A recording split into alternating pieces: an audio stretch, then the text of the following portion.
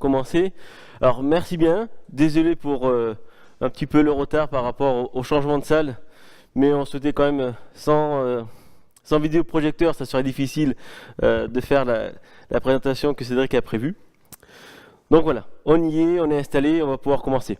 Je vous remercie tous d'être venus pour notre soirée et pour au niveau moderniser nos API passés à QML. Alors sur la soirée, si j'allume le bouton, décidément, au niveau de la soirée, il y a naturellement un petit décalage au niveau des horaires, mais je vais faire une petite introduction. Alors je vais la faire plus courte que d'habitude, parce qu'on a notamment Frédéric Denis qui est là ce soir et qui va nous faire un petit quickie sur la programmation orientée objet sur Arduino. Donc pour pouvoir nous mettre en appétit et ouvrir la soirée. Et ensuite, on laissera la main à Cédric qui est venu pour nous présenter, pour qu'on puisse moderniser nos API à travers GraphQL. Donc on a l'occasion de voir. Et comme d'habitude, on aura un buffet qui nous attendra ensuite. Alors justement, sur les news au niveau du jug, la prochaine date qui... Ah ben ça, c'est mon PC qui saute. La prochaine date qui va être intéressante à retenir, ça va être notamment au niveau du jug, la semaine prochaine, l'assemblée. Comme je vous le dis chaque mois, effectivement, il y a une association et donc d'un point de vue statutaire, il faut effectivement qu'on fasse une assemblée générale. On fait une assemblée générale par an et c'est généralement au mois de décembre. Donc la date est fixée, c'est la semaine prochaine, le 14.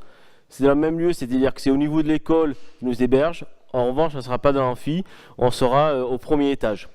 À ce moment-là, on fera effectivement l'assemblée générale. Donc si vous voulez voir le groupe de personnes qui travaillent et qui organisent, vous pouvez voir de plus près, discuter, ou lancer des idées ou soutenir, ben, n'hésitez pas à venir, ça sera avec plaisir. Voilà. Ensuite, on a commencé à travailler sur le programme de 2018 pour vous préparer des petites soirées comme ce soir. Donc il y a Philippe Charrer qui a notamment la gentillesse qui viendra en janvier, qui nous parlera de microservices. On aura en février Julien Viette qui viendra au niveau de nous parler de Eclipse Vertix. Il y a pas mal d'éléments intéressants sur ce projet. Donc il viendra nous faire une présentation. Voilà pour le programme. Après, pour la suite, on a effectivement d'autres sujets qui sont en cours, en préparation, mais effectivement, les éléments ne sont pas encore pas calés de ce côté-là. Alors je vais essayer de faire le côté magique, je débranche et je rebranche, pour voir si c'est magique et que ça marche. Sinon, ça sera vraiment qui... Voilà, oups. Ah, voilà, hop, c'est parti, c'est un peu en travers. C'est un peu à travers. C'est pas grave, c'est la soirée, tant que c'est moi qui prends les écueils, c'est pas grave. Voilà. Donc au niveau de l'association, il y a aussi le côté d'avoir des membres qui, au-delà de venir à la soirée, de pouvoir nous soutenir. Et lorsqu'on va avoir effectivement des sponsors, ben, ça nous permet, c'est sur les membres que c'est, pour savoir en disant vous êtes une association, d'accord, mais combien vous êtes et combien est derrière votre initiative. Donc ça permet de montrer en disant ben non, c'est pas uniquement trois pelés qui se retrouvent à l'université pour parler Jack et techno de ce côté-là, mais qu'il y a effectivement une attente et des personnes qui sont intéressées par que ces soirées existent. Donc au-delà de l'animation, que faire en sorte que ces soirées existent et de pouvoir venir participer. Donc par rapport à ça, vous avez sur le site au niveau de PayPal, et sinon si vous n'avez pas de compte PayPal, vous ne pouvez pas passer par PayPal, vous pouvez venir nous voir et nous donner un chèque. Alors au niveau de liquide, je suis désolé, on n'accepte pas liquide. Pour la simple raison, c'est qu'au niveau de l'association, on n'a pas de caisse. Et si on commence à avoir des caisses, si on commence à avoir une caisse pour gérer le numéraire, c'est beaucoup trop compliqué et des règles à avoir. Donc à ce moment-là, s'il y a d'autres personnes qui n'ont pas des comptes PayPal, vous faites un chèque à l'ordre de Bordeaux Jug. Il n'y aura aucun souci, ce sera avec plaisir. Ce qu'on souhaite aussi, c'est au niveau des quickies. Qu'on va avoir, notamment Frédéric a eu l'initiative de dire là j'ai une idée, je voudrais présenter un sujet pour entamer la soirée. On a discuté au niveau de l'équipe d'organes, il a dit oui, bien sûr, c'est une bonne idée, c'est avec grand plaisir, et c'est pour ça qu'il est là ce soir et qu'il va pouvoir faire l'ouverture une fois que je laisserai ma place. Donc si vous avez des idées, n'hésitez pas, faites comme lui. Il y a une seule adresse mail à retenir, c'est celle adresse mail de la team. Et n'hésitez pas, on est vraiment ouvert sur les sujets qu'on peut avoir. Autre sujet, donc ça c'est pour la partie au niveau du jug. Au niveau de Java, bon on va pas, mais je vais peut-être le faire tout seul. Alors au niveau de Java, ce que j'avais prévu de vous faire parler, c'est les trains de version. Vous savez qu'il y a eu Java 9 qui est sorti, et au-delà de la sortie de Java 9, il y a Oracle qui a précisé qu'ils souhaitaient et qu'ils envisageaient faire en sorte d'avoir des trains de version beaucoup plus réguliers, pour éviter d'avoir le gros attente qu'il y a eu pour JDK 8, le gros attente qu'il y a eu pour le JDK 9, avec des décalages ou des dates de sortie qui étaient retrouvées. Donc par rapport à ça, ils ont souhaité faire des versions beaucoup plus rythmées sur deux grosses versions par an, une en mars et une en septembre, de ce côté-là. Et donc je voulais vous parler, alors je vous avais déjà eu l'occasion de parler plus en détail, mais ce qui est d'intéressant ici, c'est que on a la mise en œuvre récemment de cette démarche-là.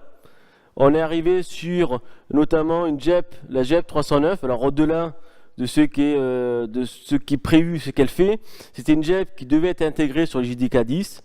Ils ont considéré qu'il y avait trop de risques, trop d'éléments pour pouvoir l'intégrer dans le JDK 10, donc ils ont indiqué, en disant, ben, cette JEP-là, on la sort du JDK 10 pour ne pas le mettre en retard, et c'est programmé pour le JDK 11. Donc ce que vous verrez si la diapo s'affiche, c'est bon, ça marche, quelques instants, voilà. Si on va sur le site d'OpenJDK, on a bien la JEP qui est reliée sur la 11. Donc on est bien sur la politique, ce qu'ils avaient envisagé, de faire des versions à date fixe, et les fonctionnalités rentrent lorsque les fonctionnalités sont prêtes. Si les fonctionnalités ne sont pas prêtes, elles sont repoussées au JDK suivant, pour éviter les déboires qu'on a pu avoir, les écueils qu'on a pu avoir avant, avec des JDK qui étaient repoussés en attente, et des gros booms qui arrivaient. Voilà.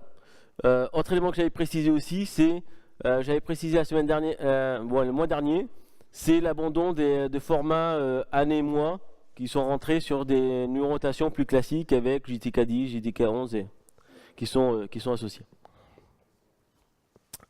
Voilà. Alors, je voulais faire un petit peu d'histoire au niveau de Java. Alors, pas forcément d'histoire et dire on va rester 20 ans pour longtemps sur ce sujet-là, mais c'est pour montrer un petit peu l'histoire au niveau de Java et que la façon que Java a d'évoluer, pour montrer, alors si l'affiche veut bien s'apparaître, ce qui n'est pas gagné, hein. C'est bon? Ce qui veut arriver sur le JDK 1 quand on faisait une liste et qu'on voulait initialiser avec la valeur 1, 2, 3, ce qu'on faisait en 1, 2, où on avait une liste en type, le fameux JDK 5 qui arrivait et qui apportait les fameux génériques, mais qui indiquait en disant il faut le mettre à gauche et à droite. La nouveauté du JDK 7 qui disait mais en fait vous n'êtes plus obligé de le mettre à droite, vous mettez que devant, c'est largement suffisant par rapport à ça.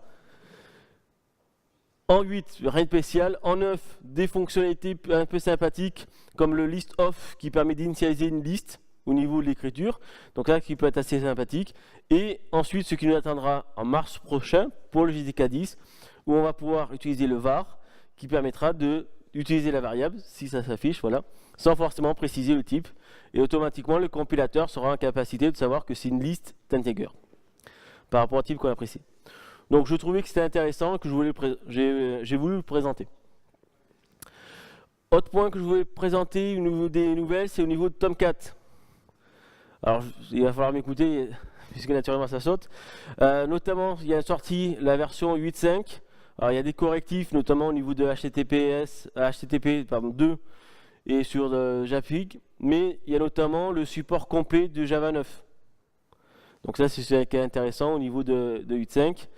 Je rappelle qu'au niveau de la 9 c'est toujours en bêta et que les utilisateurs de Tomcat 8 sont fortement conseillés à migrer sur une version 8.5 et pas forcément attendre la version 9. Autre point, je vous avais parlé en septembre d'un serveur d'application Open Liberty. Open Liberty qui était le don d'IBM du produit version Liberty, le cœur qu'ils avaient rendu disponible et open source. Par rapport à ce serveur d'application, il existe maintenant un starter Spring. Donc s'il y en a qui utilisent Spring Boot, peuvent maintenant pouvoir faire du Spring Boot et faire fonctionner sur du Liberty au niveau du développement. Donc là, c'était un exemple au niveau Spring Boot en disant, ben voilà, je vais faire du web. Et donc lorsque je fais je vais faire du web, automatiquement, par défaut, ce sera du web Tomcat qui est embarqué au niveau derrière. Et si vous voulez faire en sorte que ça soit sur du Open Liberty, à ce moment-là, il faudra effectivement exclure la dépendance au niveau du web et inclure le starter qui va bien au niveau de Liberty. Et à ce moment-là, vous avez votre application Spring qui fonctionnera sur du Liberty et non pas sur du Tomcat. Donc voilà, pour les développeurs String, ça intéresse. J'ai précisé ici ce que comporte ce qui est inclus. Il s'occupe naturellement des servlets. Donc de base, il fait servlet 3.1. Il prend en compte, si on souhaite, les JSP, les SSL, les WebSockets et les bouts de console. Alors j'ai précisé, c'est pour les OSGI, puisqu'effectivement, le serveur d'application Open Liberty OSGI compatible. Donc on peut mettre des modules OSGI, donc il y a une console qui permet de savoir si c'est actif ou pas. Bon. Ça c'était pour l'information. Voilà pour les news que je souhaitais vous faire partager ce soir. Je vous remercie pour votre écoute et je laisse la place à Frédéric. Merci bien.